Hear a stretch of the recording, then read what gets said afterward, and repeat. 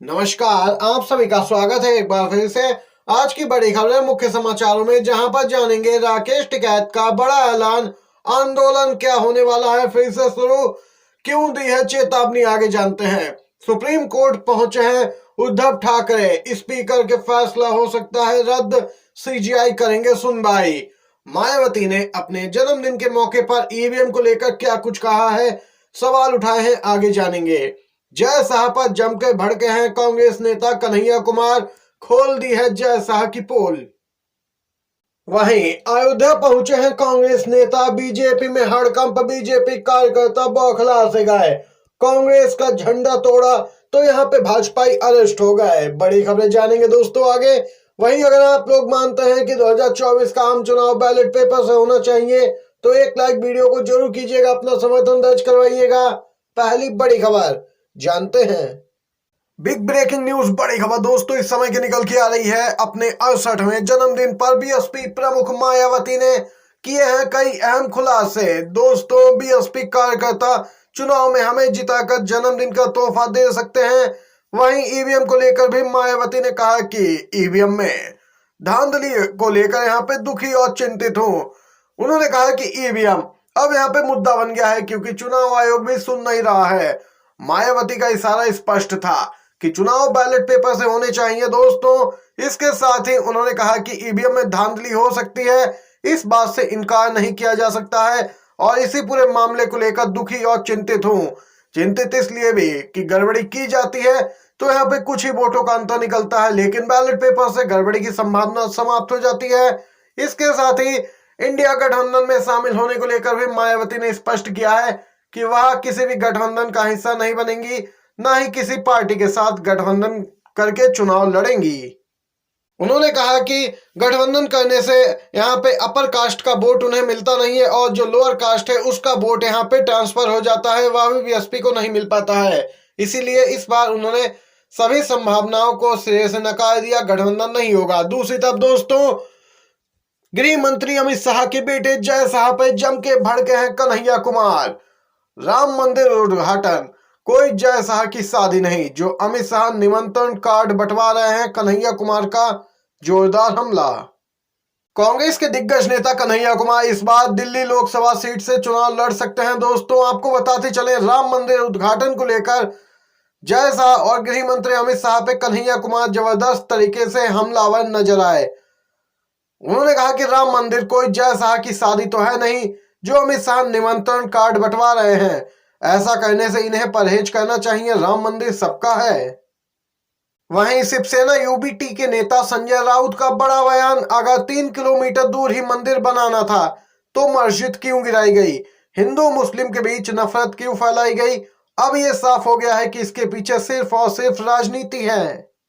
संजय राउत ने खुलासा करते हुए बताया कि जहां पे बाबरी मस्जिद थी वहां गिरा दी गई और वहां से 3 किलोमीटर दूर मंदिर बनाया गया है, यानी स्पष्ट है मस्जिद जहां गिराई गई थी वहां पे मंदिर नहीं बना है। ये संजय राउत ने बड़ा खुलासा किया है दोस्तों। बीजेपी आरएसएस को घेरा है। वहीं दोस्तों, दूसरी तरफ अयोध्या में रामलला के द्वार पहुंची कांग्रेस, सरयू में नेताओं ने किया स्नान, कहा भगवान राम हमारी आस्था के प्रतीक। दोस्तों, यहाँ पे आपको बताते चले, अयोध्या में कांग्रेस के एक प्रतिनिधिमंडल ने यहाँ पे रामलला के दर्शन किए। वहीं कुछ लोगों को राम मंदिर के बाहर कांग्रेस का झंडा तोड़ते देखा गया। अजय राय और दीपेंद्र हुड्डा समेत कांग्रेस का एक प्रतिनिधिमंडल अयोध्या दौरे पर पहुंचा था। वहीं अयोध्या कांग्रेस महिला प्रभारी रेणु राय ने कहा कि कुछ अराजक तत्वों ने हमारी पार्टी का झंडा छीना और हमारी पार्टी के कार्यकर्ताओं के साथ दुर्व्यवहार किया। यह एक शर्मनाक और निंदनीय कृत्य है। मंदिर किसी एक व्यक्ति का नहीं बल्कि यह सबका है। और वहां पे दोस्तों पुलिस मूक दर्शक बनी देखती रही, यहाँ पे झड़प होती रही। ये अपडेट निकल के आई है, बीजेपी कार्यकर्ताओं की गुंडागर्दी स्पष्ट तौर पे देखने को मिली है। सीजीआई करने वाले हैं एक अहम मामले की सुनवाई। विधायकों की अयोग्यता पर स्पीकर के फैसले को उद्धव ठाकरे गुट ने सुप्रीम कोर्ट में चुनौती दे दी है। दोस्तों, स्पीकर ने फैसला शिंदे गुट के समर्थन में दिया था। आप सभी जानते हैं कि असली शिवसेना आखिर कौन है, लेकिन स्पीकर ने एकनाथ शिंदे गुट को ही असली शिवसेना माना। महाराष्ट्र विधानसभा के स्पीकर के इसी फैसले को सुप्रीम कोर्ट में चुनौती दी गई है। और अर्जी दाखिल की गई है। उद्धव गुट ने स्पीकर के उस फैसले पर आपत्ति जताई है। आपको बताते चलें, इसके अलावा शिवसेना के संविधान में संगठन का जो ढांचा है उसके मुताबिक यहाँ पे स्पीकर ने कहा कि शिंदे ही शिवसेना के नेता हैं, लेकिन दोस्तों अब यहाँ पे सीजेआई ही असली फैसला करेंगे। 2024 के लोकसभा चुनाव से पहले किसान एक बार फिर से उतरने वाले हैं मैदान में, बड़े आंदोलन की चेतावनी। किसान नेता राकेश टिकैत का बड़ा बयान निकल के आया है। सरकार ने अब तक गन्ना मूल्य घोषित नहीं किया है। अगर किसान की लागत के मुताबिक गन्ने का रेट तय नहीं हुआ तो आंदोलन का रास्ता अख्तियार करना पड़ेगा। किसान नेता राकेश टिकैत का ये बड़ा बयान निकल के आया है। एक बार फिर से किसान आ सकते हैं मैदान में और बीजेपी को घेरने का मौका है दोस्तों। और अपनी मांग मनवाने का भी राकेश टिकैत ने स्पष्ट किया है कि बीजेपी को 24 के चुनाव में इसका खामियाजा भी भुगतना पड़ सकता है। वहीं शिवसेना नेता संजय राउत का बड़ा बयान दोस्तों सामने निकल के आया है। पीएम मोदी और बीजेपी को घेरा है। मालदीव के पास आर्मी भी नहीं, सिर्फ वोट के लिए उससे झगड़ रहे हैं। बीजेपी और पीएम मोदी पे हमला बोला है संजय राउत ने।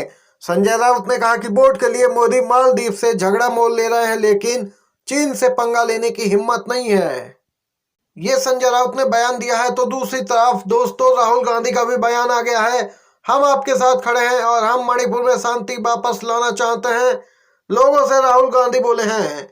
भारत जोड़ो न्याय यात्रा का दूसरा दिन है। राहुल गांधी ने कहा कि हमने मणिपुर से यात्रा इसलिए शुरू की कि भारत के लोगों को यह एहसास हो सके कि आखिर मणिपुर के लोगों पर क्या गुजर रही है। राहुल गांधी ने स्पष्ट किया कि हम आपके साथ खड़े हैं और हम मणिपुर में शांति वापस लाना चाहते हैं।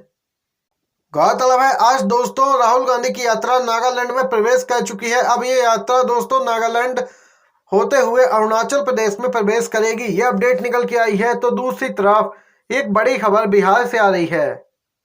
बिहार के उप मुख्यमंत्री तेजस्वी यादव का बयान आया है।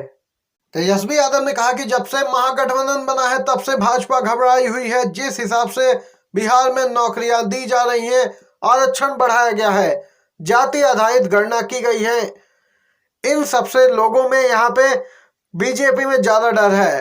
कोई कुछ भी कहे लेकिन फर्क पड़ने वाला नहीं है। इंडिया गठबंधन 24 में जीतेगा। बिहार के डिप्टी सीएम तेजस्वी यादव का ये बयान निकल के आया है। वहीं दोस्तों लोकसभा में कांग्रेस पार्टी अविश्वास प्रस्ताव लेकर आई है। यहाँ पे कांग्रेस ने स्पष्ट किया कि अविश्वास प्रस्ताव का एकमात्र उद्देश्य पीएम मोदी मणिपुर पर अपनी चुप्पी तोड़े यही था, लेकिन प्रधानमंत्री मणिपुर पर सिर्फ 3 मिनट ही बोले थे। यहाँ पे दोस्तों जयराम रमेश ने यह बड़ी जानकारी दी है, इसीलिए यहाँ पे अविश्वास प्रस्ताव लेकर आई थी कांग्रेस पार्टी। ये आज की सभी बड़ी खबरें, मुख्य समाचार थे दोस्तों। वीडियो पसंद आया हो तो लाइक कीजिएगा, चैनल पर नए हैं तो सब्सक्राइब कीजिए। बड़ी खबरें आपको पहले मिले। आप सभी का वीडियो देखने के लिए धन्यवाद।